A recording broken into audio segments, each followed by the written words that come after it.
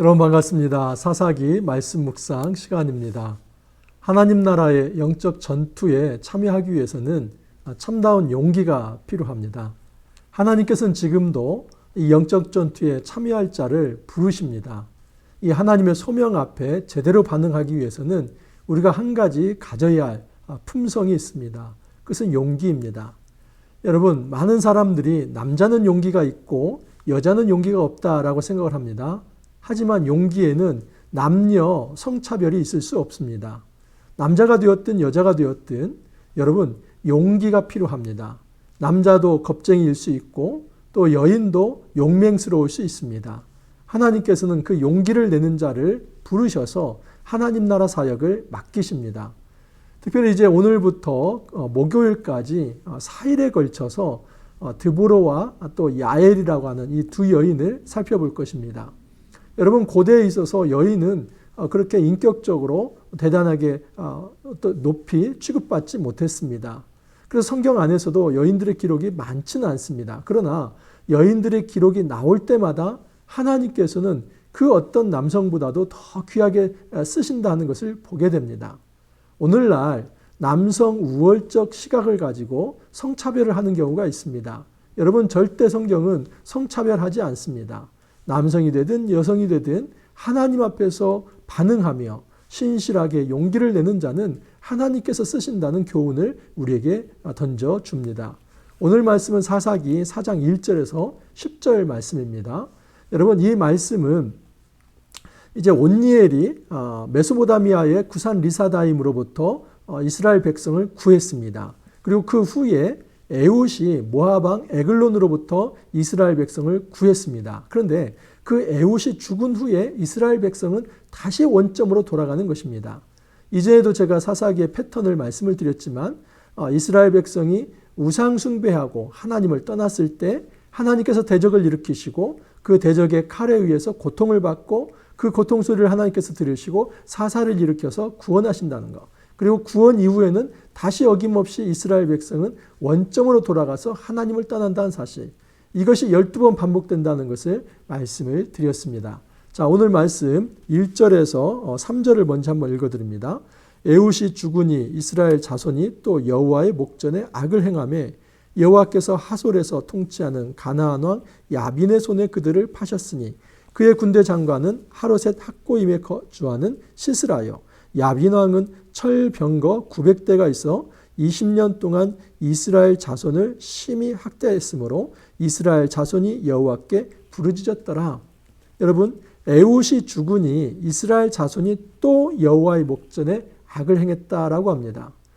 제가 금요일에도 말씀을 드렸지만 하나님 나라의 역사, 이것은 여러분 모든 역사가 그렇듯이 어떤 패턴을 가지고 반복이 됩니다. 하지만 이것이 선순환이 될지 악순환이 될지는 우리의 결정에 달려 있습니다. 그 과거의 역사에 있어서 교훈을 받고 그 교훈을 받아서 하나님 앞에 엎드린다면 선순환적 상승이 될 것입니다. 하지만 역사의 교훈을 받고도 여전히 하나님 앞에 무릎 꿇지 않는다면 이 악순환적 하향 곡선이 되어서 결국 바닥을 치고 말 것입니다. 이제 이스라엘 백성은 하나님께서 구원하신 그 은혜를 깨닫고도 이제 에훗이 죽은 후에 사사이죠. 에훗이 죽은 후에 다시 하나님을 떠나는 모습을 보입니다. 그래서 하나님께서는 하솔 지방, 이 하솔은 북쪽 지방입니다. 우리식으로 말하면 약 신우주 정도 되는 그런 곳입니다. 굉장히 이스라엘 북쪽에 있는 이 하솔 지방에 있는 통치자 야빈, 그리고 야빈의 군대 장관이 시스라입니다. 이 사람들을 통해서 이스라엘 백성을 하나님께서 징계하십니다. 근데 이들이 얼마나 대단한 유용을 자랑하냐면 철병거를 900대를 가지고 있습니다. 여러분, 이 철병거라고 하는 것은 아무나 가지고 있는 게 아닙니다. 철병거는 망가지지 않습니다. 여러분, 이 어떤 당시의 어떤 청동기 그런 그 농기구나 또는 무기를 썼던 이스라엘 백성에게 있어서 철기 문화적 배경을 가지고 아주 나왔다는 것은 오늘날로 말하면 최첨단 무기로 그냥 중무장했다, 미사일 가지고 있다, 이렇게 생각해도 됩니다. 그러니까 이것은 어떤 전쟁에 있어서 철병거를 가지고 있다는 것은 그것을 가지고 있지 않은 사람들하고는 사실 게임이 되지 않습니다. 이미 전쟁은 끝난 것이나 마찬가지입니다. 자, 그런데 한 가지 여기에 깊은 함정이 하나 있습니다. 이 철병거라고 하는 거 대단한 유용을 자랑하고 최첨단의 무기인데도 불구하고 이 철병거가 제대로 된 이 지정학적 위치에 처하지 못하면 이 장점이 약점이 될 수 있다는 사실입니다. 그래서 이제 내일 말씀 보면은 4장 15절을 한번 보시면 여호와께서 바락 앞에서 시스라와 그의 모든 병거와 그의 온 군대를 칼날로 혼란에 빠지게 하시매 시스라가 병거에서 내려 걸어서 도망한지라. 여러분, 병거에서 내려 도망했다는 것은 이 병거가 아무 이제 짝에 쓸데가 없는 상황이 되었다는 것입니다. 예를 들어서 진흙바닥 또는 어떤 산악지대 이런 데는 철병거가 그 무게만큼 더 이제 좋지 않습니다. 그래서 철병거가 굉장히 무겁고 중무장된 어떤 무기라고 할지라도 그것이 어느 지형에 따라서 그것은 굉장히 약점이 될 수 있습니다. 그러므로 여러분이 철병거로 무장했다고 하는 거 이것은 대단히 무서운 일이기도 하지만 하나님께서 마음 먹으신다면 그것을 꺾을 수도 있습니다. 자, 그런데 야빈이라고 하는 이 사람이 몇 년 동안을 통치를 하냐면 20년을 통치합니다. 그래서 이 철병거가 무서워서 그 누구도 감히 일어서지 못했습니다. 사실은 이 철병거 자체가 그 자체로서의 유용을 자랑하지만 굉장히 약점이 있고 하나님을 의지한다면 이길 수도 있었는데 이 철병거의 유용에 눌려서 20년간 그 누구도 앞에 나서지 못했습니다. 속된 말로 찍소리 못했습니다.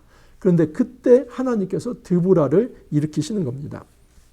자, 4절을 보시면 그때의 랍비돗의 아내 여선지자 드보라가 이스라엘의 사사가 되었는데 그는 에브라임 산지 라마와 베델 사이 드보라의 종려나무 아래에 거주하였고 이스라엘 자손은 그에게 나아가 재판을 받더라.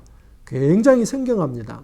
여러분 이제 12사사의 대부분이 다 남자 사사입니다. 근데 여기에 보면 드보라가 나옵니다. 그리고 이 드보라와 또 하나의 여인이 나오는데 야엘이라고 하는 여인이 나옵니다.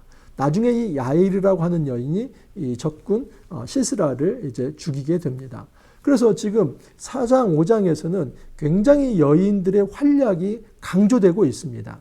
자, 그런데 여인이 이 드보라를 어떻게 표현하냐면 랍비돗의 아내라고 합니다. 누구누구의 아내. 그런데 여기 에셰트 라피토 하는 것은 여러분 이 히브리어 원문에 의한다면 이 에셰트 하면은 아내이기도 하고 또는 여성이라고 하는 그렇게 번역을 할 수도 있습니다. 라피토스는 횃불이라는 말입니다.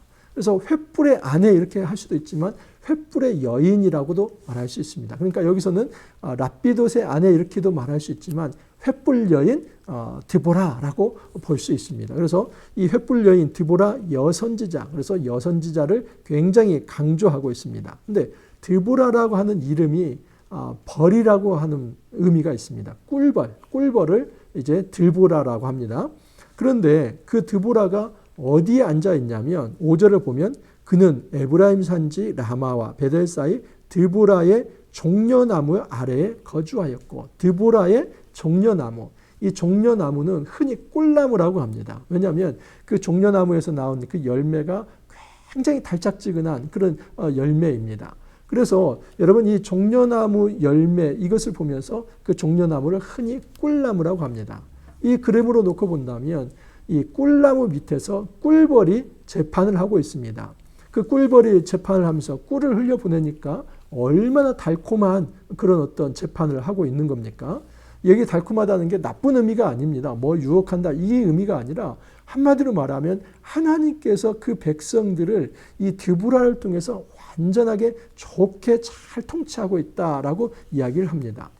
여러분 가나안 땅은 젖과 꿀이 흐른다고 하죠. 그런데 나중에 야엘이라고 하는 이름이 산염소입니다. 이 산염소를 통해서 이 젖이 나오게 하고 그리고 이 드보라라고 하는 이 꿀벌을 통해서 꿀이 나오게 합니다. 그래서 이스라엘 땅에 젖과 꿀이 흐르게 하는 이것은 하나님께서 은혜로 하시는 일이지만 하나님께서 이처럼 훌륭한 여선지자 또 여인들의 용맹스러운 활약을 통해서 하나님께서 이 이스라엘 땅을 젖과 꿀이 흐르게 하는 땅이다라고 그렇게 표현할 수 있습니다. 여러분 20년 동안 이스라엘 자손을 심히 학대했다고 합니다. 근데 학대했다 하는 이 말이 라하츠 그럽니다. 라하츠라는 말은 쥐어짜다라는 말입니다. 그러니까 20년 동안 이 하솔랑 야빈이 이스라엘 백성을 쥐어짰기 때문에 이스라엘 백성은 그 깊은 학대를 받으면서 찍소리 못했습니다. 감히 그냥 나서서 항거해보지 못했습니다. 근데 이 드보라라고 하는 여인, 하나님께서 그를 사사로 세우시고 이 드보라가 용기 있게 일어선 것입니다. 자, 그런데 이제 드보라가 신탁을 받습니다. 6절에서 이제 7절까지를 한번 보면은 드보라가 사람을 보내어 아비노함의 아들 바락을 납달리 게데스에 불러다가 그에게 이르되 이스라엘 하나님 여호와께서 이같이 명령하지 아니하셨느냐. 그래서 지금부터 하는 것은 하나님의 신탁입니다. 너는 납달리 자손과 스불론 자손 10,000명을 거느리고 다볼산으로 가라. 내가 야빈의 군대장관 시스라와 그의 병거들과 그의 무리를 기송강으로 이끌어 내게 이르게 하고 그를 내 손에 넘겨주리라. 여기 보면 내가 야빈의 군대장관 시스라와 그의 병거를 기송강으로 이끌어내겠다. 그 나는 누구냐면 하나님이십니다. 그래서 하나님께서 지금 바락이라고 하는 이 남자를 통해서 이스라엘 백성을 구원해 주겠다. 그렇게 지금 드보라에게 그 신탁을 준 겁니다. 그래서 드보라가 바락이라고 하는 남자를 불러서 하나님께서 너를 들어서 지금 이 일을 이루시려고 한다. 그 신탁을 전해주는 것입니다. 여러분 바락이라고 하는 이 이름 자체가 어떤 뜻이 있냐면 번개라는 이름입니다. 그러니까 하늘에서 막 쿵쿵쿵쿵 내리치는 그 번개. 이 번개가 얼마나 위용이 있습니까? 근데 이 어떤 위용스러운 그런 이름에 걸맞지 않게 바락은 너무나 겁이 많았습니다. 지금 이 하나님의 신탁을 받았으면 아멘 하고 순종을 해야 하는데 오히려 번개가 순종하지 않고 불순종합니다. 불순종하는 이유는 무엇이냐면 20년 동안 학대가 너무나 컸기 때문입니다. 한번 생각을 해보십시오. 2년도 아니고 4년도 아니고 10년도 아니고 20년을 학대받았다. 쥐어짜듯이 이스라엘 백성을 하솔 야빈이 괴롭혔다고 한다면 그 속에서 정말 용기를 내지 못하는 겁니다.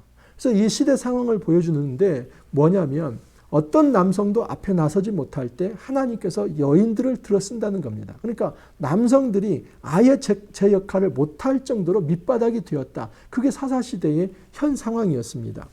자, 바락이 무슨 얘기를 하냐면 8절을 보면 바락이 그에게 이르되 만일 당신이 나와 함께 가면 내가 가려니와 만일 당신이 나와 함께 가지 아니하면 나도 가지 아니하겠노라. 바락은 이 어떤 하나님의 신탁에 대해서 사실은 그렇게 관심이 없었습니다. 중요한 것은 드보라여 당신이 나와 함께 같이 간다면 내가 가겠지만 그렇지 않다면 나 올라가지 않겠습니다. 이게 무슨 얘기냐면 드보라를 통해서 바락에게 하나님의 신탁을 전해줬지만 이 바락은 그 하나님의 신탁을 제대로 신뢰하지 않았다는 겁니다. 하나님께서는 분명히 내가 너와 함께 하겠다. 내가 지금 이 시스라의 군대를 너에게 맡겨주겠다. 그것을 하나님이 바락에게 하시는 얘기인데 바락은 하나님을 바라보기보다는 눈에 보이는 이 드보라 여선지자를 바라보면서 여선지자 당신이 같이 가면 가려니와 그렇지 않으면 내가 가지 않겠다. 이렇게 이야기합니다. 이것은 그 당시에 남성들의 형편을 그렇게 보여주는 겁니다. 남성들이 용기를 내지 못하고 아무 일도 하지 못하는 그 밑바닥 수준을 보여준 것입니다. 그래서 하나님께서 이 여성들을 일으켜서 그 남성들을 지금 부끄럽게 하고 있는 것입니다. 9절을 보면 이르되 내가 반드시 너와 함께 가리라. 그러나 내가 이번에 가는 길에서는 영광을 얻지 못하리니 이는 여호와께서 시스라를 여인의 손에 파실 것임이라 하고 드보라가 일어나 바락과 함께 게데스로 가니라. 이 드보라가 바로 대답합니다. 그래, 가겠다. 여러분 이것이 용기입니다. 드보라는 확신에 차 있습니다. 드보라는 하나님으로부터 부름받았던 확신, 그리고 하나님께서 이 전쟁을 맡기셨다는 확신, 그래서 이 전쟁은 반드시 하나님께서 승리하신다는 확신이 있기 때문에 내가 가주겠다. 그런데 한 가지 이야기를 합니다. 이 일로 인해서 너는 영광을 얻지 못할 것이다. 여러분 고대 전쟁에서 가장 큰 영광은 적장을 죽이는 겁니다. 근데 그 시스라라고 하는 적장을 지금 바락 당신이 죽이지 못할 것입니다. 그 시스라를 여인의 손에 맡길 것입니다. 이것은 드보라의 손이 아니라 나중에 야엘이라고 하는 손에 이제 시스라가 죽게 되는 것을 의미합니다. 여러분 이 말씀 속에서 한 가지 중요한 교훈이 있습니다. 용기를 내지 않는다면 하나님 나라의 영적 전투의 부름 앞에 여러분 제대로 우리는 싸울 수 없다 하는 사실입니다. 용기가 중요합니다. 근데 그 용기는 남자의 전유물이 아닙니다. 남성이라고 해서 다 용기 있는 것이 아니라 바락처럼 그의 이름은 번개라고 하는 용맹스러운 이름을 가지고 있고 용기의 이름을 가지고 있지만 그는 용기 있게 활동을 한 것이 아니라 오히려 비굴하고 비겁하게 숨었습니다. 그 여성이 함께하지 않는다면 나는 같이 갈 수 없다. 그렇게 이야기를 합니다. 여러분 이에 반해서 드보라는 여인이지만 하나님의 말씀에 확신을 가지고 하나님의 전투이기 때문에 가서 승리할 수 있다고 하면서 가겠다고 이야기를 합니다. 여성이든 남성이든 그게 중요한 게 아닙니다. 하나님께서 우리를 부르셨다면 우리가 용기 있게 반응하는 것이 중요합니다. 여러분 남성도 용기를 내야 하고 여성도 용기를 내야만 합니다. 이 시대는 하나님께서 남녀 구별하는 것이 아니라 남성이 되든 여성이 되든 용기 있는 자를 찾으십니다. 지금도 우리를 부르시면서 용기 있는 자를 용기가 있는지 한번 말씀하십니다. 물어보십니다. 여러분 하나님 나라 영적 전투가 무엇입니까? 20년 동안 학대받는 누군가에서 쥐어짜는 듯한 인생, 그래서 더 이상 용기를 낼 수 없고 더 이상 한가할 수 없고 그냥 안주하면서 그냥 이제 더 이상 말하지 못하고 숨지기며 사는 것이 최선이라고 생각했던 그 20년의 세월. 그런데 하나님께서는 그 20년의 세월에 안주하지 말고 일어서라고 이야기를 합니다. 용기를 내라고 이야기를 합니다. 여러분 어떻게 아시겠습니까? 그 부름 앞에 여전히 내가 주저앉아 있다면 우리는 정말 하나님 앞에서 싸움은 열심히 하지만 영광은 취하지 못할 것입니다. 여러분 우리가 하나님의 이 부름 앞에 정말 영적인 하나님 앞에서 영적인 그런 용기를 낼 수 있기를 바랍니다. 이것은 나의 객기가 아니라 성령이 우리 안에 있을 때 확신을 주시고 그 확신, 하나님을 신뢰함으로써 일어서는 그런 담대한 믿음의 한 걸음입니다. 용기 있게 하나님 나라 전투에 한 걸음 내딛기를 간절히 소망합니다. 이렇게 기도합니다. 주님 감사합니다. 새로운 한 주를 저희들에게 허락하여 주시고 저희들을 불러서 이제 사명을 맡겨주시니 감사합니다. 늘 저희들이 하나님 앞에서 맡게 되는 이런 사명들 버거울 정도로 쉽지 않습니다. 하나님 그러나 저희들 용기 있게 일어섭니다. 어떤 세상 사람을 바라보고 그 사람이 같이 가면 가는 그런 정도가 아니라 하나님께서 이 전투를 우리에게 맡기셨기 때문에 반드시 승리해 주실 것에 대한 확신을 가지고 용기 있게 일어섭니다. 우리의 모든 삶의 자리에서 하나님께서 먼저 앞장서 주시고 우리의 싸움을 인도하여 주셔서 용기 있는 이 발걸음에 성령의 기름 부음 허락하여 주셔서 참된 승리를 맛볼 수 있도록 주님 축복하여 주옵소서. 감사하옵고 예수님 이름으로 기도하옵나이다. 아멘. 여러분 이번 한 주도 이제 시작되었습니다. 하나님 앞에서 용기를 내시고 힘있게 살아가시며 또 승리할 수 있기를 바랍니다. 오늘 하루도 화이팅 하시고 내일 찾아뵙도록 하겠습니다. 감사합니다.